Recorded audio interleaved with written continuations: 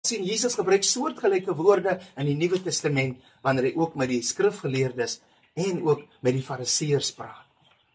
Geliefdes, in ons eie konteks kan ons sien hoe selfsugtigheid, hoe dit konflik veroorsaak tussen ons en mekaar, tussen die kerk van die Here. En hoe dit as het ware dit kan opbreek. Ons sien dit in ons land, ons sien dit oral waar ons gaan. Maar Jakobus veroordeel sulke kompromie en hy veroordeel sulke ligsinnigheid of dubbelsinnigheid. Hy wil tuisbring, geliefdes, dat ons nie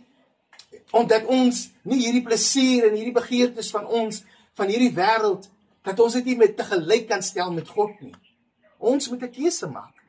En daarom nooi hy ons terug na God toe. Hy vra dat die kerk haarself sal skei van die wêreld se plesier en begeertes af, want dit is onder Satan se beheer. En wanneer ons daarna smag, dan kom ons onder beheer van Satan. Geliefdes, die oproep hier is aan die kinders van die Here, dat ons die duiwel sal weerstaan met alle mag en krag. Geliefdes, ons is weergebore. Ons geliefdes het gesterf in onsself en Christus Jesus leef nou in ons. En daarom kan ons hom weerstaan. Want ons weet waar die bron van ons krag lê. Ja, geliefdes, ons kan hierdie plesier en hierdie begeertes van ons eie harte, ons kan dit weerstaan. Kom ons hou ons oog op die Here.